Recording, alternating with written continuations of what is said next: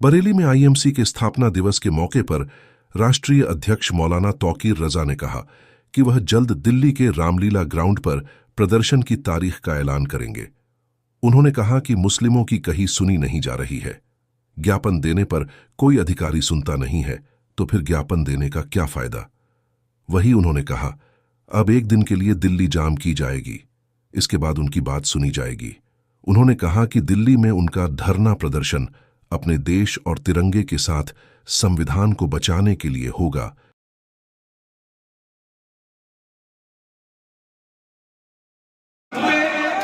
जो बेईमानियां हो रही है, नरेंद्र मोदी उन तमाम की सरपरस्ती करने का काम कर रहे हैं।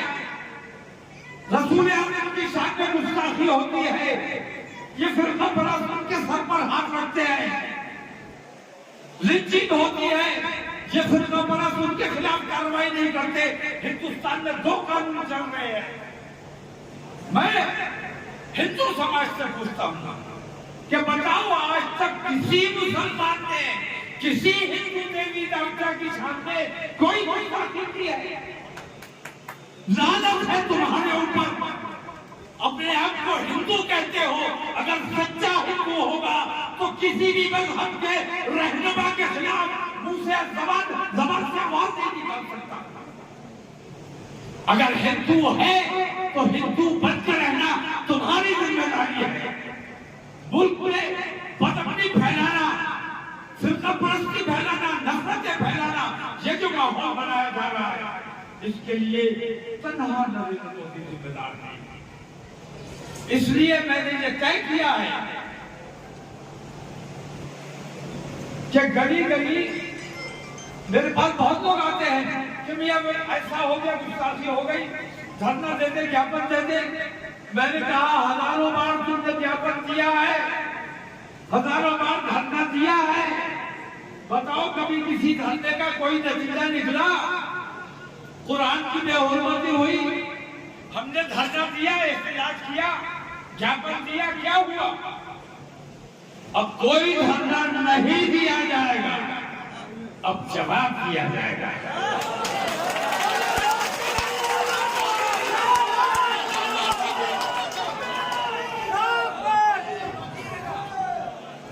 अब धरना नहीं देंगे, क्योंकि धरना किसके सामने दें? कोई मांग नहीं करेंगे, क्योंकि मांग हमें किससे करनी है? अगर कोई ईमानदार है तो बताओ कि फला ईमानदार है, उससे हमें अपनी तकलीफों के लिए मांग करनी चाहिए, उसको ज्ञापन देना चाहिए। क्या प्रधानमंत्री ईमानदार है? राष्ट्रपति को ज्ञापन दे दें? राष्ट्रपति क्या खुद मुख्तार हैं? सुप्रीम कोर्ट को ज्ञापन दे दें? मैं कहता हूं, अदलिया आखिरी हमारी उम्मीद है, हिंदुस्तान की अदलिया हमारी आखिरी उम्मीद है। और आज हम जजेस को देखते हैं कि वो फैसला हिंदू और मुसलमान की बुनियाद पर करता है। मैं अलग ऐलान करता हूं कि हिंदुस्तान में दो कानून चल रहे हैं। कानून है कि मुस्लिम मसाइल, तलाक, निकाह, बंटवारा, इन तमाम चीजों के फैसले मुस्लिम पर्सनल लॉ के मुताबिक किए जाएंगे। यह कानून है। और अभी मुस्लिम पर्सनल लॉ खत्म नहीं किया गया है, मौजूद है। जब खत्म हो जाएगा तो जाओ, लेकिन अभी है तो तुम्हारी जिम्मेदारी है कि हमारे कानून के मुताबिक तुम्हें फैसला करना चाहिए। लेकिन लगातार हो ये रहा है कि मुस्लिम पर्सनल लॉ को नजरअंदाज करके अपनी मर्जी के मुताबिक फैसले किए जा रहे हैं। ये अन्याय है। कानून ये है कि बाबरी मस्जिद के बाद प्लेसेस ऑफ वर्शिप एक्ट मौजूद है। बाबरी मस्जिद के बाद किसी भी धार्मिक स्थल पर किसी किस्म की दावेदारी कोर्ट में कबूल नहीं की जाएगी। ये कानून है, लेकिन सच्चाई ये है कि उस कानून की मौजूदगी में कानून की खिलाफ वर्जी अदालतें कर रही है और किसी भी मस्जिद के खिलाफ, किसी भी सरकार के खिलाफ कोई भी गोली का आदमी अदालत में जाता है और उसे तारीख दे दी जाती है और सर्वे कराया जाता है और मुसलसल तारीखें डाली जा रही है। अगर आखिरी उम्मीद हमारी अदलिया है, अगर अदलिया ये चाहती है कि दुनिया में उनकी बदनामी ना हो, तो उनकी पहली जिम्मेदारी यह है कि अदालतों में मस्जिदों और मज़ारात से मुताल्लिक जितने केसेस पेंडिंग चल रहे हैं, जितने में तारीख पड़ रही है, वो तमाम केसेस वो खारिज किए जाने चाहिए। बताओ ठीक है? और अगर खारिज नहीं होते हैं, इसका मतलब ये है कि तमाम के तमाम मुसलमानों को सताने के लिए, दबाने के लिए, कुचलने के लिए तैयार हो, तो अब हम दबने के लिए तैयार नहीं हैं। अब हम डरे तो अल्हम्दुलिल्लाह कहीं नहीं, हम डरते हैं इस बात से कि हमारे मुल्क का अमन व अमान बरकरार रहना चाहिए, हमारे मुल्क की शांति भंग नहीं होनी चाहिए, हमारे मुल्क में खाना जंगी नहीं होनी चाहिए, हमारे मुल्क में अफरा तफरी नहीं होनी चाहिए। और ये हम इसलिए चाहते हैं क्योंकि हुब्बुल वतनी जिसमें ईमान है और जो अपने वतन से मोहब्बत नहीं करता, वो सच्चा और पक्का मुसलमान नहीं हो सकता। अब मैं ये कहता हूं कि हिंदू समाज ये फैसला करे कि मुल्क में बदअमनी रहनी चाहिए या दंगे और फसाद होने चाहिए।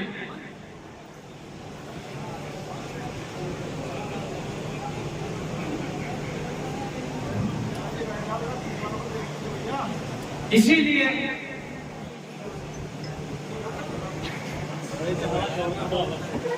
हमने ये तय किया है कि मुल्क में जिस किस्म का माहौल है, इसके खिलाफ लोग धरना, प्रदर्शन और एहतजाज करना चाहते हैं, अपने गुस्से का इजहार करना चाहते हैं, मैं कहता हूँ गुस्सा इजहार करने की चीज नहीं है, गुस्सा पालने की चीज है।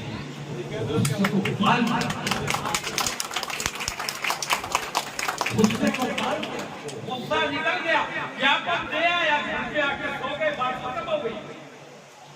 हमें ज्ञापन नहीं चाहिए।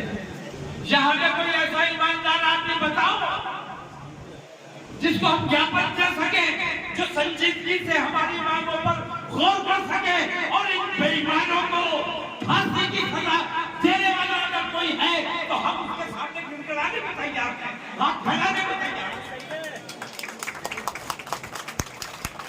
और जब कोई नहीं है तो कोई ज्ञापन नहीं होगा, कोई धरना नहीं होगा, लेकिन अपने मुल्क का अमन भी खराब नहीं होने देना है किसी भी हालत में। अब दिल्ली का घेराव होगा इंशाअल्लाह। बताओ,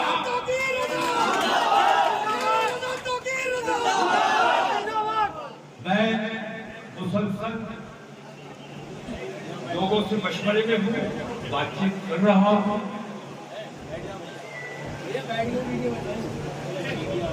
रामलीला ग्राउंड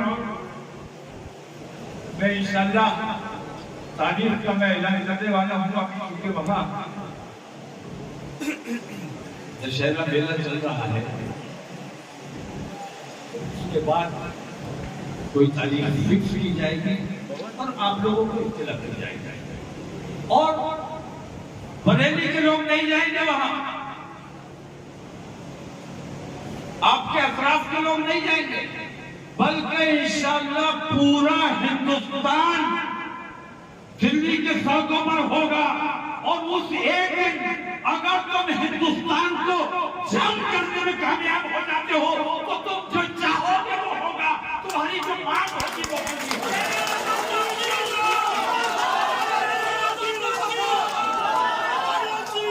दानों से काफी बनेगा, दानों से काफी। बताओ ये बात ठीक है कि नहीं है? कर सकते हो कि नहीं कर सकते हो? और अंदर हिम्मत और ताकत है कि नहीं है?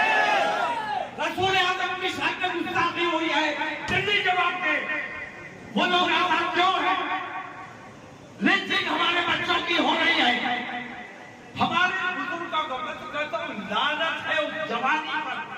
तुमने देखा एक बूढ़े आदमी को किस तरह ट्रेन में जलील किया गया, बेइज्जत किया गया, क्योंकि वो मुसलमान था, दाढ़ी वाला था। हराम गोश्त तुम खाओ, सुअर तुम खाओ, गाय तुम खाओ, इल्जाम हम पे लगाओ। गाय का जितना कारोबार है, गाय का जितना कारोबार है मुसलमान नहीं करता है। वो तमाम कारोबार और तमाम एक्सपोर्ट जो हो रहा है, वो गाय का गोश्त का एक्सपोर्ट ये तमाम हिंदू तंजीमें कर रही है और तमाम हिंदू गाली वाले लोग कर रहे हैं।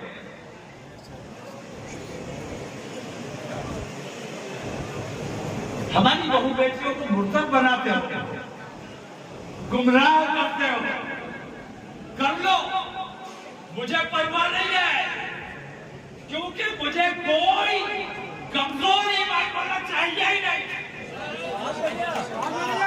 जिसका ईमान कमजोर है, जो अपने मफाद के बारे में सोचता है, अपना फायदा सोचता है, अपना ईमान बेच देता है, मुझे उसकी जरूरत नहीं है। मुझे तो वो छोड़कर चला जाए, ये मेरे लिए ज्यादा अच्छा है। बताओ ठीक है क्या होगा?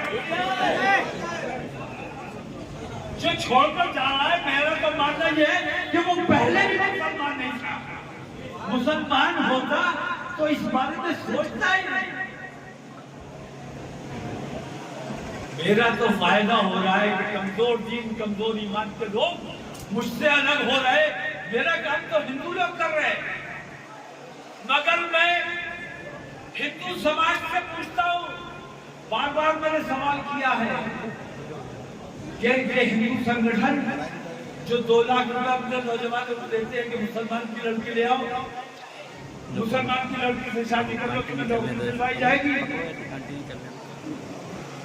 ये तमाम लोग मेरा काम कर रहे हैं। मेरी उस बेटी की शादी नहीं हो रही, विवाह हो गई, लेकिन मैं हिंदू समाज से पूछता हूं कि ये हिंदुवादी संगठन क्या हिंदू बेटियों का नुकसान नहीं कर रहे हैं? अरे जो तुम्हारा जो नौजवान, तुम्हारा एक हिंदू जो नौजवान मुसलमान की बेटी ले जाएगी, तो एक हिंदू बेटी बेच ही रह जाएगी।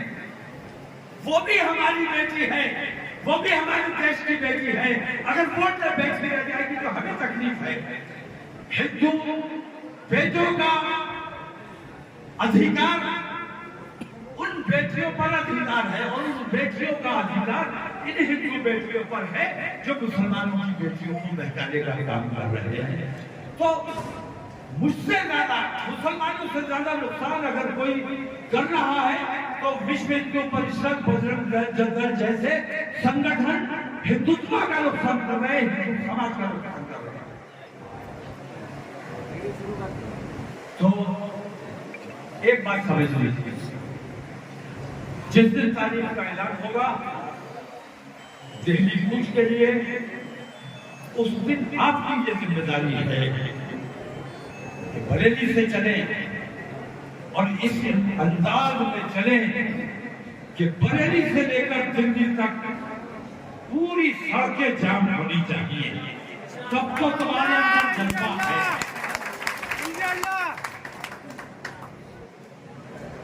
तब तो मैं समझूंगा कि तुम्हारे अंदर जज्बा है, वरना मैं ये समझूंगा कि तुम भराए नाम मुसलमान हो, मुसलमान के तौर पर तुम मर चुके हो। अगर जिंदा हो तो एक तारीख दूंगा, एक दिन दूंगा, उस दिन तुम्हें अपनी ताकत दिखाना है, और ये दिखाना है कि हम अमन पसंद है। इतनी भारी तादाद होने के बावजूद हमने अपना शांति के साथ काम किया है, किसी के साथ दुर्व्यवहार नहीं किया, किसी के साथ जाति नहीं की। करोगे?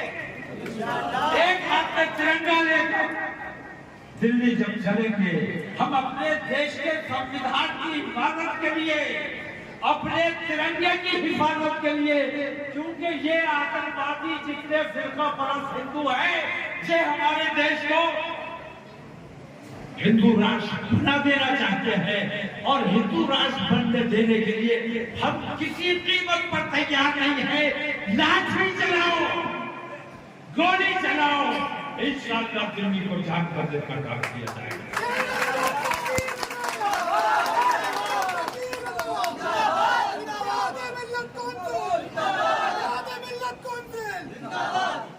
तो मेरा जो ये ऐलान है, ये ऐलान इसलिए नहीं कर रहा हूं कि मुझे अपनी ताकत है भाई, ये ऐलान इसलिए कर रहा हूं कि मुझे ये साबित करना है कि मुसलमान डरता नहीं है, मुसलमान दबता नहीं है, मुसलमान अमन पसंद है। और हम जब लाखों की तादाद में, मैंने हैदराबाद में ऐलान किया था कि मुझे 20 करोड़ 25 करोड़ मुसलमान नहीं चाहिए, सिर्फ 1% मुसलमान चाहिए। बताओ 1% तो निकाल पाओगे? इंशाअल्लाह। अब आओ या ना आओ, तुम्हारी मर्जी है। मैं तो इंशाअल्लाह धरने पे बैठने जा रहा हूँ, तारीख का ऐलान होगा। अगर तुम्हें लगता है कि तुम्हारा काम हो रहा है, तुम्हारी इज्जत को गुलाम का काम हो रहा है, तो मुझे यकीन है कि मुझे रामलीला ग्राउंड में तनहा नहीं छोड़ोगे। और लाखों की तादाद में, अरे तुम तो चाहो तो सिर्फ बरेली से रामलीला को जाम कर सकते हो, दिल्ली को जाम कर सकते हो। बोलिए। नहीं, महाकुंभ में मुसलमानों की एंट्री का सवाल क्या है? महाकुंभ में मुसलमानों का काम क्या है? मलिक आ रही है वो हिंदू रस्म रिवाज होते हैं भैया, आप लोग और अगर मुसलमानों से नफरत की बुनियाद पर उन्होंने ऐसा कहा तो ठीक नहीं है, क्योंकि साधु संतों का काम प्यार मोहब्बत बांटने का है, ये नफरतें बांटने का नहीं है। वैसे भी धार्मिक आयोजनों से मुसलमानों को खास तौर से अपने आप को बचा के रखना चाहिए, क्योंकि उनके धार्मिक आयोजन है, उसमें किसी किस्म की मदाखलत हमारी मुसलमानों की ठीक भी नहीं है। इसके अलावा ये बताइए, आप धरना कब करने जा रहे हैं, किस तरीके का? धरने की मेरी अभी तारीख फिक्स नहीं हुई है, दशहरे तक तो अभी बिजी है, और मैं ये चाहता हूँ दशहरे और दिवाली के बीच कोई तारीख रख लूँ, और हमारी ऑल इंडिया कॉल रहेगी, और दिल्ली में इन तमाम बेईमानियों के खिलाफ इज्तिमाई धरना दिया जाएगा। तमाम पार्टियों से ऊपर उठकर, बिरादरियों से ऊपर उठकर, मसलकों से ऊपर उठकर मुसलमान समझे जाने वाले तमाम लोग वहाँ अपनी मांगों को रखेंगे, धरना देंगे। और मैं ये समझता हूँ कि अमन पसंद तरीके से अगर मुसलमान निकल के आता है और अपने संविधान की हिफाजत के लिए, संविधान को कितना नुकसान पहुंच रहा है, संविधान की मौजूदगी में संविधान के खिलाफ काम हो रहे हैं, तिरंगे की हिफाजत के लिए तिरंगा हाथ में लेकर अगर मुसलमान इस किस्म का कोई आयोजन करता है, तो मैं समझता हूँ कि हिंदुस्तान में एक बेहतर पैगाम देने का काम किया है। आप कहते हैं कि पूरे हिंदुस्तान को जाम कर दिया जाएगा, और आप दिल्ली के लिए जब मुसलमान निकलेगा हर ज़िले से, हर सूबे से, तो मैं ये समझता हूँ कि जाम तो होगा। और एक दिन की तकलीफ बर्दाश्त करके अगर देश के लिए अच्छाई का कोई रास्ता निकल सकता है, हम अपने रहनुमाओं को, हम अपने देश के नेताओं को अगर कोई अच्छाई का रास्ता बताने में, समझाने में कामयाब हो जाते तो ये बहुत अच्छा काम है। अगर थोड़ी सी तकलीफ उठाकर आसानी का रास्ता बन सकता है तो हमें वो तकलीफ उठानी चाहिए।